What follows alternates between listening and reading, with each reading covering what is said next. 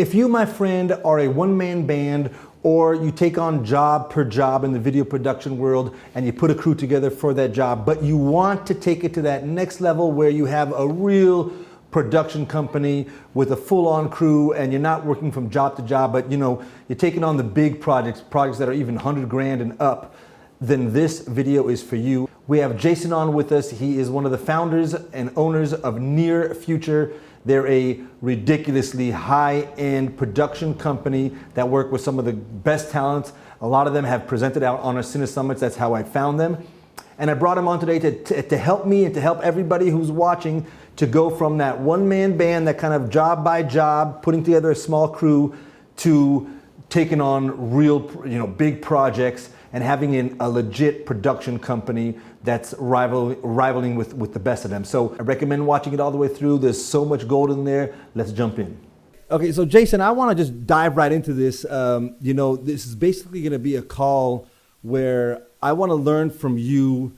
How did, I want to get a little bit of your background. How did you go to get to this point where you have a production company, right? Because I'm basically a one-man band and I try to up it as much as possible when I have a budget, try to get a nice crew together and do a project properly.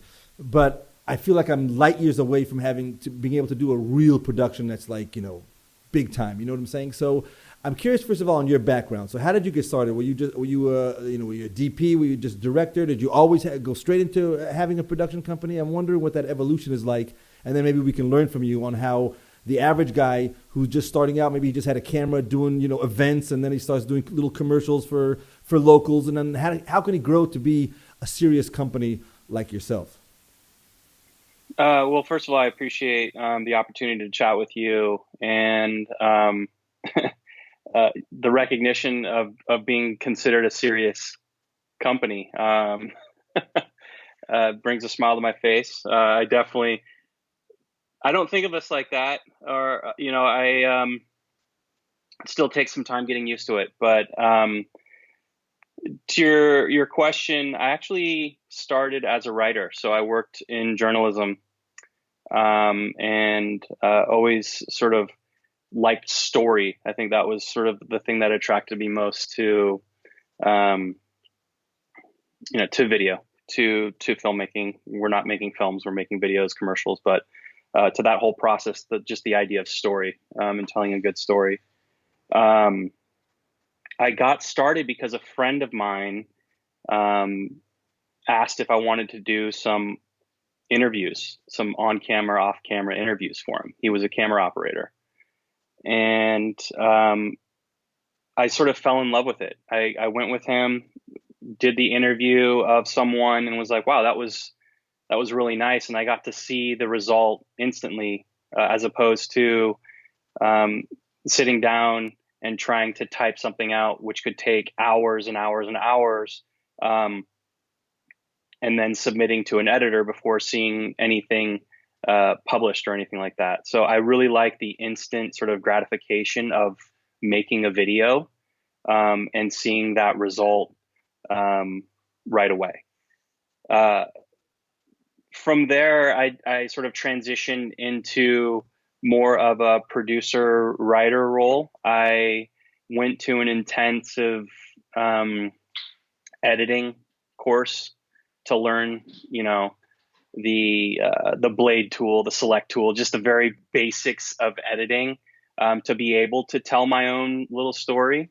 And that sort of like sent me off. And I started to go after clients, particularly in the lifestyle journalism realm, because I had already had some connections, and started offering that as a service, as a sort of a complement to a written piece.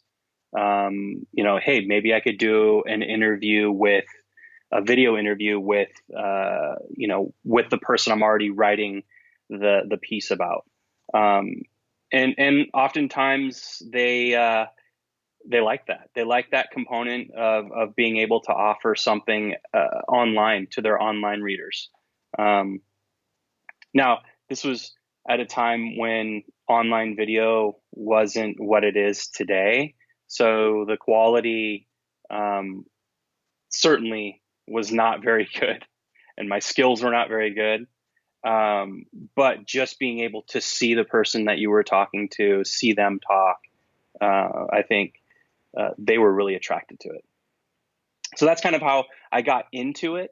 Um, and then that sort of opened doors. Again, this was sort of very early on. It was a one person show. I was, operating a little Canon HV20, just the little mini DV tapes. I would go out and record sort of man on the street interviews with a little onboard mic, and then take those back and bring them into Final Cut 7, which I still use those keyboard shortcuts for Premiere, and take those in and put together these little entertainment pieces for Spin Magazine. I did some for Outside Magazine, and those were all just to sort of complement written stuff that I wanted to do. And it wasn't until I had an office in sort of a creative space. It was like very early WeWork sort of vibe. It was a creative space where there was musicians and web designers, creatives, where I met James and our former partner, Justin. And the three of us just hit it off right away. They were doing similar work. They were actually making hip hop videos at the time. For local hip hop artists, and we said, "Hey, we're running in the same circles here. We're sort of doing the same thing. We should join forces." And we went from 1 to 3, and created a company called Catapult Media Works, and that company started in 2011. And our first big client was Dockers. And I remember how we got that. We were actually at James's bachelor party, and we got the call from them that they were going to award the job, and we thought it was the best thing in the world. I mean, it was such a huge pivotal moment for us, and it was actually, I believe, the first time we were able to work with Adam Patch. Okay, I think I know who that piece, because I've interviewed Philip Briggs, and I think he shot that, if I'm not mistaken. Yeah, That's exactly right. Phil Briggs. I've worked with him. I think he's a 2 or 3 time presenter at Cine Summit. But I want to backtrack a little bit before, first of all, on what each person's roles were, and how did you get that job? Because it seems like there's a lot of steps before Dockers will want you. You know what I mean? And then how does everything get organized? Like, you just reach out to, okay, I got Dockers, and now let me go find the best director in the world, because what the hell? How can I make such a great piece for a big company? How did it get there? Mm-hmm. That's a great question. There was like 10 questions there.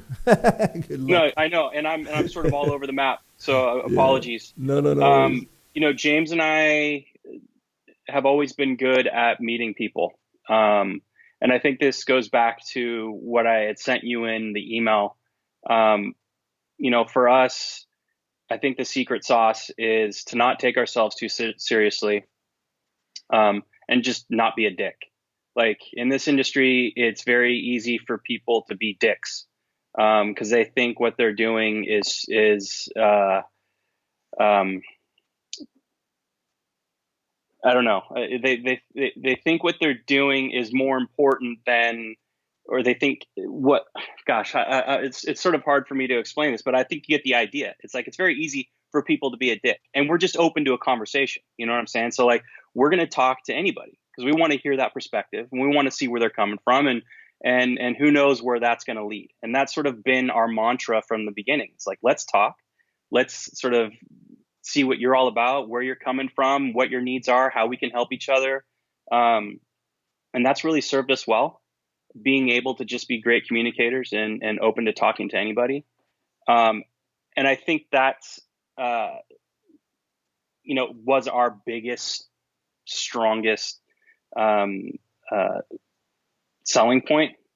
And that's kind of the roles that we took. Justin was more of the EP. Um, James and I were more of the creatives. Justin's certainly extremely creative, but he had more of that sort of like buttoned up professional EP type overseer thing, and James and I were more of sort of the creative writers uh, dimension. That makes sense. Am I answering your questions? Yeah, you absolutely are. I'm going to try to steer you down like real specifics now that I think are going to help a lot. Okay, so I think a lot of people are in the shoes that I'm in, like I was saying in the beginning of the call, which is, I'm basically on my own, and then I put some people together whenever I get a job that can afford to put enough people together, and that's what I'm always trying to do because I don't want to work alone. I want to up the quality, and I know that requires a real team. So I would say that the first question, and this might be really, really heavy business related, and I don't know how much you're willing to how does it work? So you got these two guys, and now you say, okay, let's go in on this together. And what do you say? Hey, we're just going to go out there and get work, and it's just split right down the middle between the three of us. Let's say we get a job for 50 grand, and it costs 30 to do it. There's 20 left over. Let's say 21 to make the numbers to make the numbers easier. $7 grand a piece, and that's the end of the deal, just like that. It's not as easy as that, and that's a good question.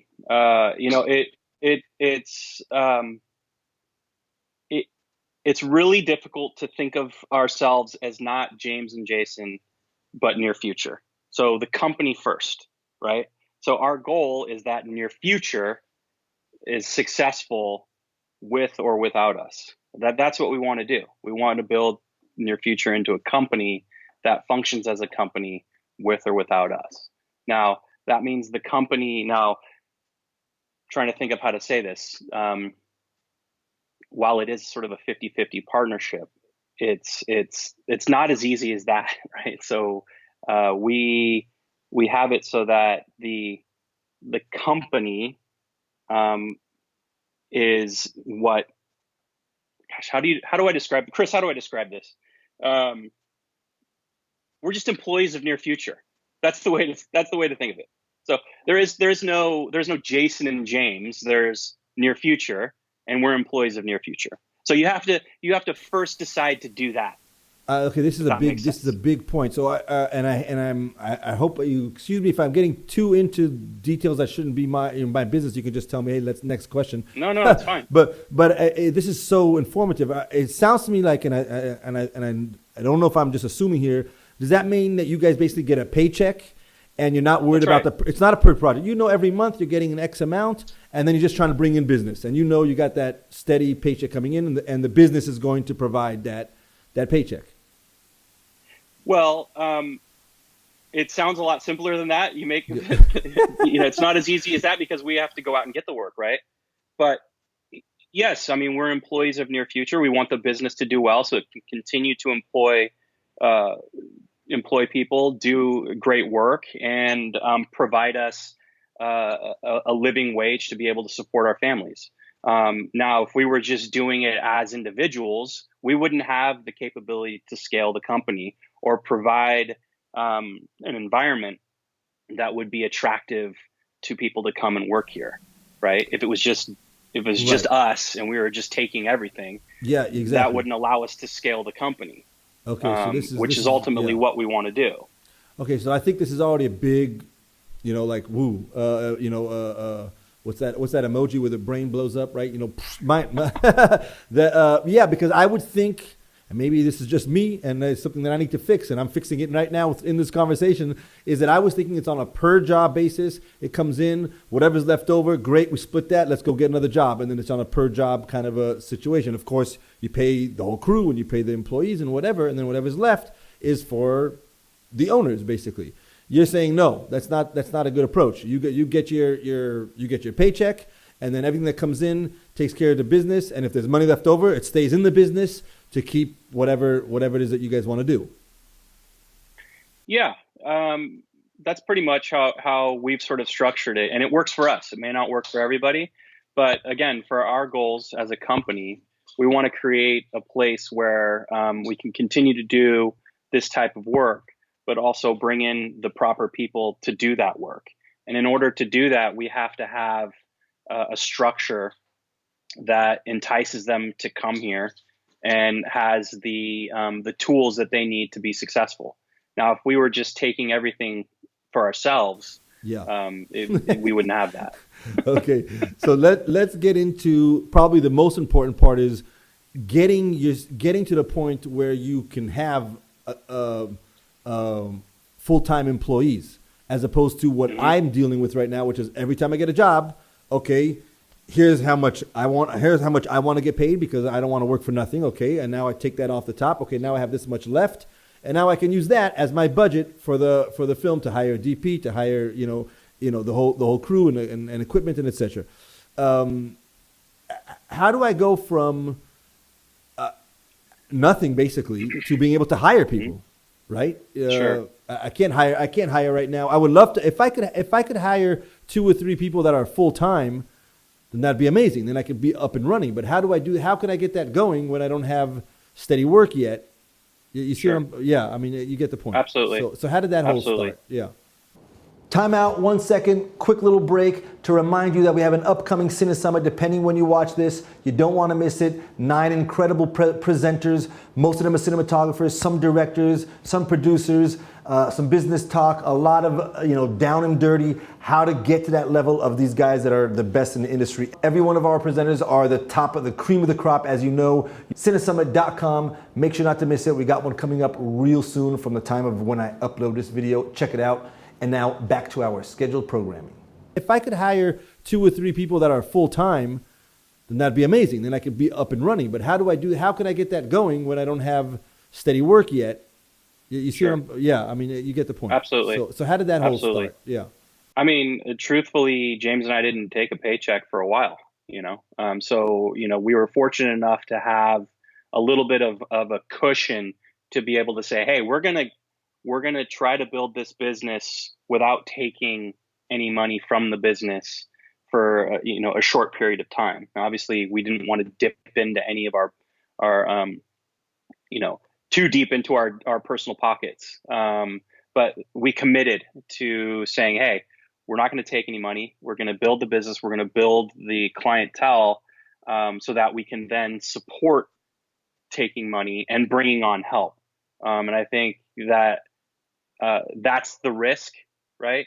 The risk is committing to it and saying, I'm willing to not make money for this period of time because I know my sweat equity is going to return in the near future, in the future.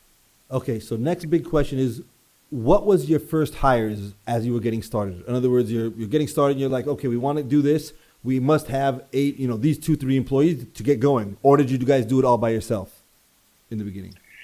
We've always done everything by ourselves. But again, it's a bandwidth issue, which it sounds like, you have. So we look at areas where we're bottlenecking, and where our time is mostly being spent, or where it was being spent was in editing. And if we're editing, we can't go get work, or we can't work on creative because we're too focused on finishing a project and editing a project. So our first hire was actually an editor, and I believe our second hire was an editor. So you brought him on full time. Full time. When I'm assuming you had at least one job at the moment for him to actually do, and then Sure. and then hoping you'll keep him busy. Otherwise, you're paying. You got the guy on the salary, and then there's no work coming in. So Yeah. You know, we've always been fortunate in that regard, where we didn't really panic if there was no work. And that was the beauty. I think taking a big step back, um, you know, it is extremely vital for me to have a partner. And the reason why is because we can share the burden, if you will. Now, it's important to have the right partner. And I have the right partner because I know he hustles just as much, if not more, than I do. And so I know there's never ever going to be a situation where I'm like, man, I feel like I'm working harder than him, or gosh, he's not pulling his weight. It's never like that. It's always, I know he's going out and doing what he needs to do to get the job done. And it might be because we're coming from similar situations where we both sort of cut our teeth running these sort of like smaller, one man production companies, and doing, wearing many hats to get the job done. But we're also at similar phases in our lives where we have families, we have, uh, mortgages, we have all of those things that require us to hustle. We cannot fail. You know what I'm saying? We have to work. Yeah, And I'm there. I'm there with you, buddy. yeah, I'm there with you. yeah, I'll tell you what, Jason. This is so informative, and it's really giving me like this confidence to like, okay, I think I feel like I have a few. I know some first steps that I can take now. This is great. This is fascinating. I'm sure there's more than one way to skin the cat, but listening to how you did it is really informative, and I like it. I really like what you have going on here. So I think it could be a really nice template for others to use. Again, I'm in that position where I really want to move forward. So I'm asking you literally questions that I probably want to start implementing soon. So the next thing that I'm really curious about is, as much as you did, like you said, cut your teeth and everything. I've been doing this for 10 years. I'm no Adam sure. Patch. You might Neither agree. am I. Yeah, exactly. So and No one maybe is. if you wanted to focus on directing like he does, and maybe you'll get there. Okay, let's give ourselves some credit that we could if we wanted to, but we're not there. And you get a call from Dockers, and you need to do a big time production for them. So if I got a call right now from Dockers, I know Adam, I know Philip Briggs, I still have zero confidence that I could, as a production company, make it happen. I'm sure there's 1,000 things that still are necessary. So what do you know? How do you do it? I mean, what's the deal? Are you just the executive producer and you just find the greatest, I don't know, big producer bigger than you? How does this work? So I've had the luxury of working at a company that taught me a lot, and taught me a lot specifically about process. And I used to consider myself sort of a creative guy who didn't need process, and so I always sort of like turned up my nose at process. But as a business owner, having a process is extremely vital. And what I mean by that is, if I was to get a new client, for me, it always starts with a brief. And in that brief, I'm going to get context about the project, context about the company, who their competitors are, what are the reference. I need to get in the right mindset about that particular company and about that particular project. That's going to be my source of truth throughout the entire production. Now, if I don't have that, I'm sort of flying blind, and I don't know what the goals are, and I don't know, what I'm trying to do. So we always need to start with that source of truth, that brief. That to me will be vital throughout the production. So once I have that, then I'm able to start thinking about executions and concepts. And so our process will put together 3 to 5 concepts, ways that we see the brief coming to life through video, and they could run mild to wild and be all over the map. From there, the company will say, "Hey, we love 1 and 2. We hated 3, 4 and 5 were so bad. Don't show those to us ever again." And we have sort of a clear picture of what type of production now they want to do. And so now that I have that blueprint, I can start thinking about all the people that would fit for that particular project, whether that's director, DP, writer, gaffer, production designer, etc. I can now have this idea, this vision of what the end result will look like, and who are the people I need, the experts that I need to bring that vision to life. I'm no expert in these departments. So I go out and find the experts and the people that do it for me So that's or an for the important point project. that I want everybody to hear, and I get that. This has been something that I've already put into my mindset a long time ago. Is that you don't need to be an expert in all these fields. You need to have the business mind on how to put it all together. But okay, we're at that point now. You got the job. You know basically what it's going to look like. You know the pieces of the puzzle, which already, by the way, requires a lot of experience to know that you need a really good production designer, this kind of production designer. You know, I don't know if everybody has that experience, so that's already maybe a whole nother talk. Like, you know, Yeah, sure. how would one go about knowing what team he needs to put together? So let's assume you have enough experience, and you know the person that everybody's watching has enough experience to know what kind of team members they need to put together. Are you then in charge of getting them all organized together, or does the director make sure to talk to the DP? I mean, where are you in? You know, there's so Sure. many holes here for me. Sure. Um, so before that, I will say that, 90% of my job is education, is educating the client because they think Wow, that, right? It's a big statement. Because they think, well, they just don't necessarily, this might be the first time that they're doing a video project. It might be the most money that they're spending on a particular asset.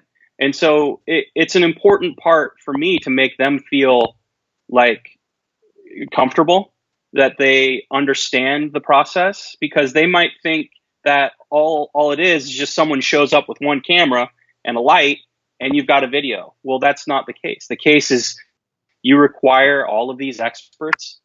You require a lot of work in pre-production. It could be as many as 30 to 50 people on one particular video. And so that part of my job I actually like, and it's a very important part of the process. Now, back to your original question. We in our current form, we EP projects, but we also direct, and wear those hats as well. So it really depends on the size of the production. On a bigger production, we like to bring in outside directors because we want to get that different perspective. So, we love working with Adam. And so when the budget can support it, we love to bring in an outside director to drive their creative vision. Um, what we do is we help them get that vision out, by providing them as much information about the project, about the product, about the company. And the initial idea might come from James or myself. We tend to create the ideas on the onset and bring that idea and let the director go from there.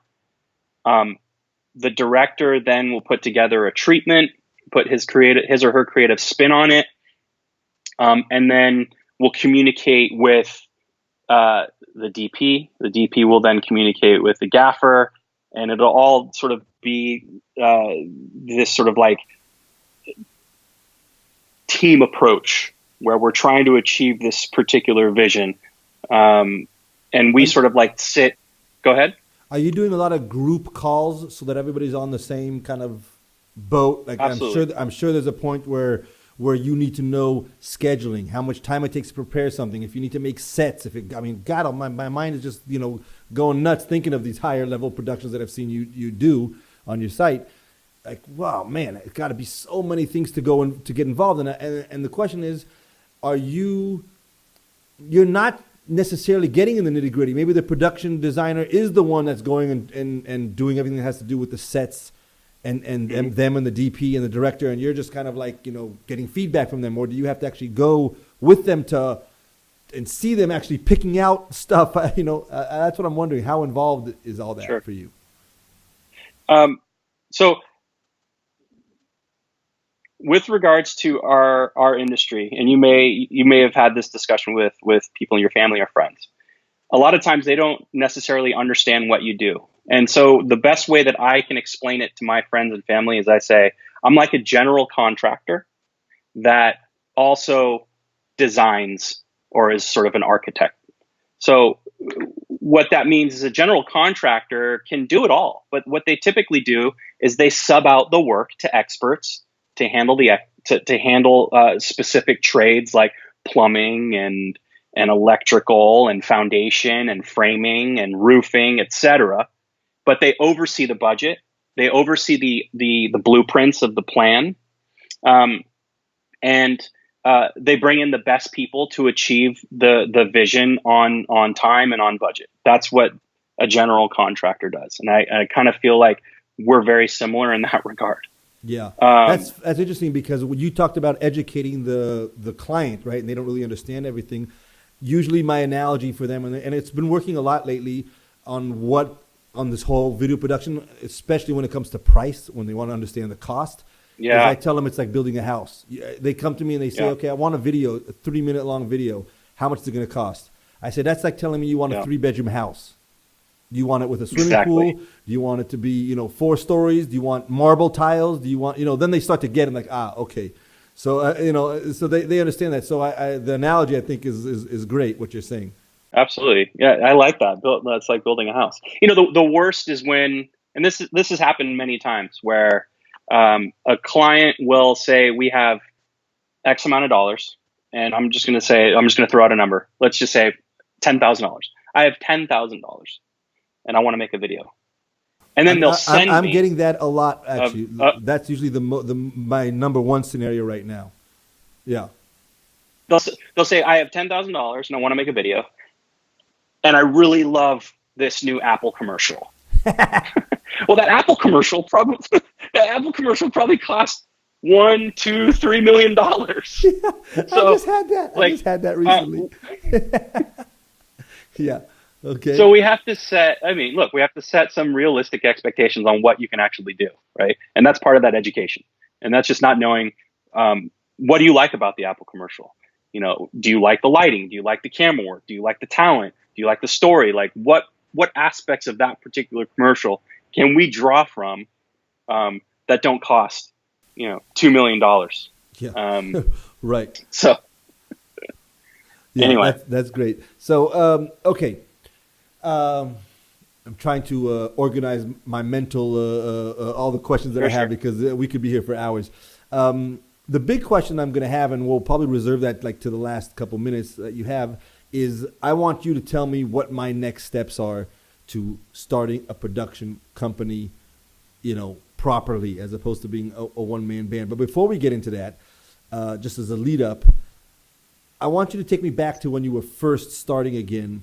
And how did you start to get clients? Like you were saying, is it James that would be the more finding the client kind of person? Whatever. That was the two of us. Yeah. Okay. Oh, the two of you. Okay. So how were you getting clients in the beginning? I think that's going to be very informative for people. Did you ever did you ever cold call? Yeah. Quote unquote cold call. Like go up to a company? It wasn't necessarily a cold call type situation. It was more just like, who do we know that works at a company? You know what I'm saying? Like, who do we know that works somewhere, and how can we set up some time with them and pitch ourselves? Oh, I think that was where we started. Yeah. Okay, we started with unbelievable. Who do we know, and how can we set up a meeting with them and tell them about the services that we do? Okay, so in other words, you initiated an opportunity to pitch your services. Sure, with people that we knew. Yeah, sure. I mean, look, if we all think creatively, just between our family and friends, everybody works somewhere. Right? They Absolutely. work. Everybody's got a job. That job has a boss and has a business, has an employees, and they need your services, whether they know it or not. You call up your cousin or your friend or whatever, and you say, "Hey, this is what we're doing. Maybe you can, introduce me to your boss. I'd love 10 minutes with them, and let me tell them what they're doing." Absolutely. That's it. And if you do that with your 20 closest, family friends, maybe 10 of them will be embarrassed and they can't quite do it, but the other 10 will get it for you. And there you go. You got 10 leads, and there's a connection there, and it's not just somebody off the street. So, okay, that's all I needed to hear, because well, the other thing, Aviv, is be willing to do one for free. I had my two thumbs up before you said the Yeah. magic, the F bomb. Before you dropped the F bomb that everybody hates. I have a couple of videos on that. On this is, yeah. Go. I'm gonna let you tell me your experience with this. Well, it'll, so our experience is Square. And the first job we did for Square was a proof of concept. Wow, Um, that's a big and company. it's a big company.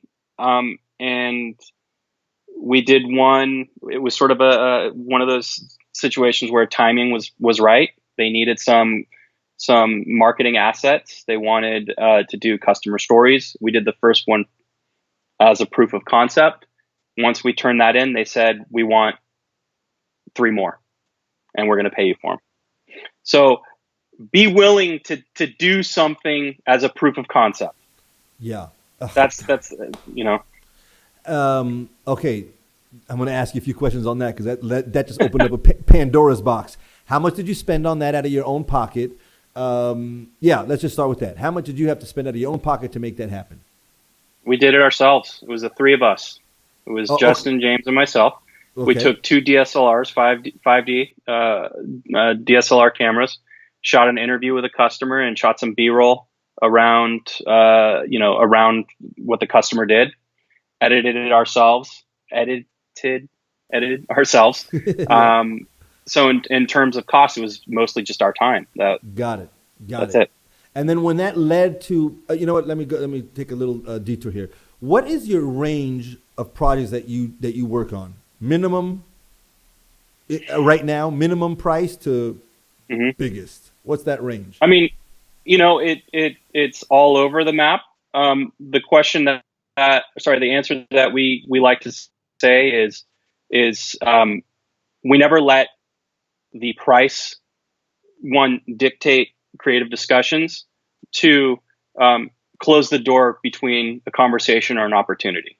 Um, because if you have a smaller budget with bigger aspirations, then let's try to figure out a situation where we can achieve an asset that works for you, because we want your company to succeed. We want your product to succeed because we want to be the company that you come to at that point down the road where you're like, I now have a pretty decent budget to make a better video and I want to work with near future because we had such a great working relationship on this smaller project.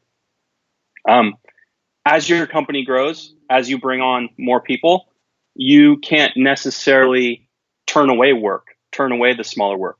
You have to be um, decisive about the work. You can't just take everything, but you have to now think about, I got to keep the team working and busy, but I don't want to exhaust them or take up too much of their mental bandwidth.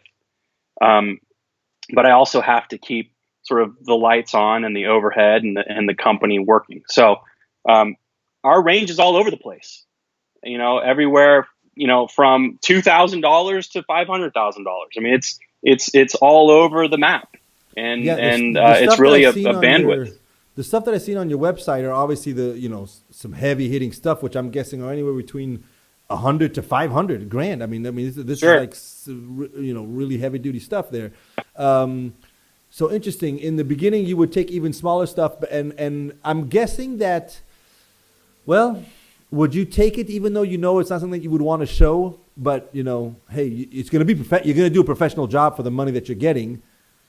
But it's not Yeah, really going absolutely. but it's not going to advance your brand because it's not really something that you can show off.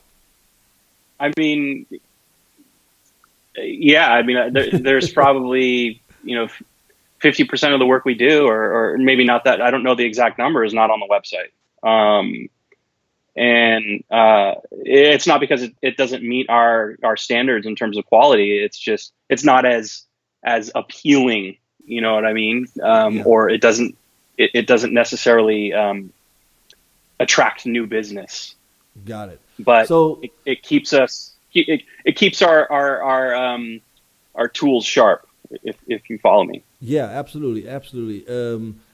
I'm going to throw out like a kind of caveat here, and then we'll finish on this last question, which is, I believe that somebody who is not necessarily talented, not a talented filmmaker, meaning he's not necessarily the most brilliant director, most brilliant DP, but he has a love for it. He's maybe his skill is organizational, maybe his skill is he's a good people person, or things like that. But he's not necessarily a talented filmmaker.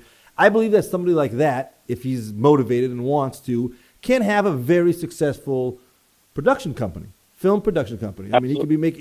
He doesn't. You don't have to be a great anything in film to be able to have a good production company. I believe it's a lot more of the business mind and the business skills. So, with that in mind, that's a great point.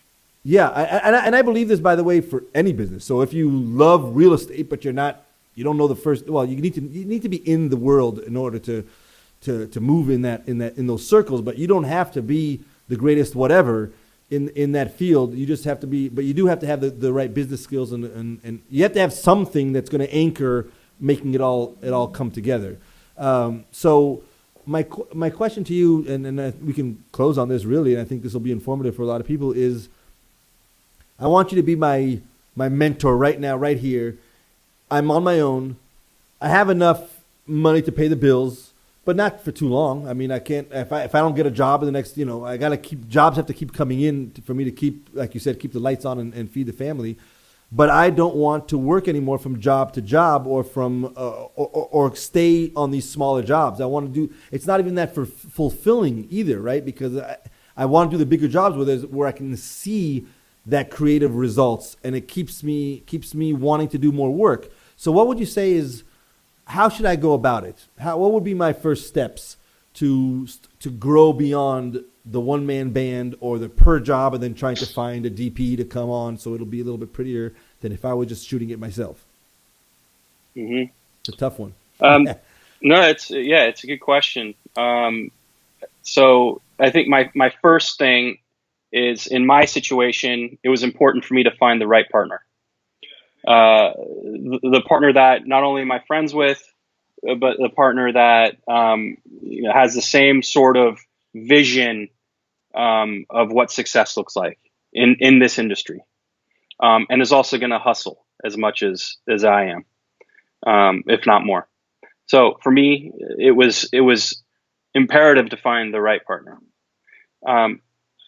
The second thing is, be willing to do things as a proof of concept. So go out and look into your network of people that you might know, friends, family, and pitch your services as, hey, I'm going to do this as a proof of concept, just to show you what we're capable of doing and to show you what you could be doing as a company. If you like it, use it. We can do more. If not, here's my number. Give me a call when you're ready to do something like that. But do you put on that, when you do that, do you put that on that like a condition of, if you like it, pay me? Or if they like it, they get to use it, there's no cost? Pay me. Yeah. If you like and you're going to use it. I thought that's how I envisioned myself. Like, hey, I want to do something risk-free for you. I do it. You like it, you pay. You don't like it, no hard feelings. Yeah, exactly. Yeah, okay, that's how I envisioned it. I was wondering if you if you just handed it to them, and now you have something to kind of show off to get other work. But okay, I got it. Yeah, I think that's exactly how I envisioned myself doing, is going to people because they got nothing to lose, and then when they have, and if you believe in yourself and you have something good to show them, I mean that you just got yourself a job. Yeah, because that was the agreement. Yeah, absolutely. And they're gonna want to use it because they're gonna start to dream up of what this video can start to do for their business. Yes, absolutely. And the other thing I will say to that point is, we've gotten very good at suggesting that this isn't sort of a one-off thing. There's so many different places where video can live and be useful for clients. So, we like to suggest that they don't just have to leverage it as, a piece for the website. It can be cut down into a social asset. It can be used as a recruiting mechanism. It can be used as sort of a product launch or explainer. So there's just sort of different uses for a particular asset where you're not just delivering one thing. So show them value beyond that particular asset. That's sort of an important part. Okay. Okay, so And then the first step was finally, partner, do some free work basically that to get yourself going. Yeah. Okay. show value beyond an individual asset. Show its use across multiple things. And the other thing I will suggest is process, which as a creative, again, I had some aversion to, but it's super vital for how we run our business, and we're seeing it become more and more important as the company expands. Now I know we could do a whole another hour just on this topic of process. I will say, and I'm not going to do this, but I had this thought once to like go and work at a production company like yourselves, even for free, for a month or two, and learn how, the processes and how you deal with clients and how it all comes together, and then so that the it'll be demystified basically in my mind. You know what I mean? And see it and say, oh, okay, this is doable. But right now, sometimes when I get a client, I'm like, God, where do I start with these people? You know what I mean? Especially when I'm trying to push the envelope and make it a bigger project. Like, what's first, what's second? Adam has helped me so much with with the process. And he said what you said in this talk too, which is first, give them 4 or 5 kind of overarching ideas. Let them get a feel for the ideas. Let them pick one. Now you're steering them into something that they like. You get to understand them, and then from that, once they pick one, then you develop it further. I had never done that before. Before it was, what are you guys interested in? And then you just go into developing something for them, which is a mess, or it can be. Absolutely. So process, yeah, okay. And a part of that would be reference. References, yeah, for sure. Like getting as much reference, whether that's imagery, video, whatever, getting reference that you can draw inspiration from. Okay, amazing. Hugely Jason, important. We're gonna end in literally in a minute or so. I want to just fine tune your first part of this answer, because I think it's so important. The partner answer. Why a partner? You answered it a bit before, but I want to kind of really push you to refine it. I think if I understood, one of the big reasons is you're mitigating your risk and your expenses. You guys are sharing that. You need to kind of keep the business afloat for a while before business comes in. Maybe you need to hire somebody more full-time or whatnot, and that's going to be heavy on one person to take all that on. Whereas if you're doing it as a partner, did I understand that right? Is that one of the main reasons? I think, yeah, I'm glad that you're giving me an opportunity to re-answer that. I think mitigating the risk is important, but beyond that, it's accountability. It's being accountable to somebody, because it's very easy for you to just kind of sit back and let things happen. But it's really great to have a partner that holds you accountable, and that you want to. Do you know what I'm saying? I do know what you're saying. It's like I'll give you an analogy. I've been working out alone for a little bit now. I'm trying to get myself back, active. And today, I grabbed a buddy with me because he wanted to. I said, you know what? Start coming with me in the morning. And now it's going to be a whole other thing. He couldn't have done it by himself. Now I got somebody who's going to be pushing me. It's that tandem of keeping each other going. You push each other. You hold each other accountable. And again, it only works because we like each other and we hustle. If one of us was a slacker, it doesn't work. Then it's over. Yeah. I actually have been almost down this road a few times, and I think I know where my mistake has been, because it's never worked for me. And I think I know the mistake is. The mistake is I have a company that I'm trying to build, and now I'm trying to bring somebody in, and they're going to be like, the number 2. We'll be 50-50, but it's my company, and they're the number 2. Dead in the water. It was dead on start. Nobody wants to help you build your company. You need to start something together. There's no number 2. There's no number 1, number 2 sort of vibe here. Yeah. We have an internal joke where he refers to me as his assistant, and I refer to him as my assistant. That's funny. That's sort of the internal joke, but Yeah. yeah, there's no one and two. It's Yeah. it's a This is sort of good. a shared thing. Yeah. If you want somebody to be all in, they can't feel like they're your employee, right? I mean, in other words, unless they're on salary. But in this case, they're not on salary. It's going to be two people going at it, and like you said, not taking a paycheck for a little while until it's up and running. Well, here's the thing, like it's not, it's like a band, right? So we're not the Dave Matthews Band. We're not Bruce Springsteen. We're we're a band of. I'm trying to like. Does that make sense? Like, it's not someone's solo act. Like, this Yeah. isn't like the Aviv. You can't think of it as like this is Aviv's production company. Right. This is a new production company, Yeah. and there's Yeah, two yeah, of them. yeah. I think that's it. I think you just fixed all my mistake. Yeah, I'm like, why doesn't anybody want to just go for the ride? Well, of course not. They don't. Okay, I get it now. I get it now. I think it's clear. I think it's clear. Okay, this has been really good, Jason. Maybe another time we'll get into like some technical stuff, like the whole what do you call it, the process stuff, which I think is Sure. where everybody really, like you said, one of the reasons that the way you grew and stuff is because, what did you say? Don't be a dick, right? But part of that is within the process. A lot of the Yes. headache happens in that process and in that Yeah. part and if you don't know how to guide them properly, it's going to be hard to make everything go smoothly. So, okay. Yeah, and we're with still that, learning, man. I bet that's shit. I bet, but I bet you've already gotten a lot of like kind of to dos that you just have it down.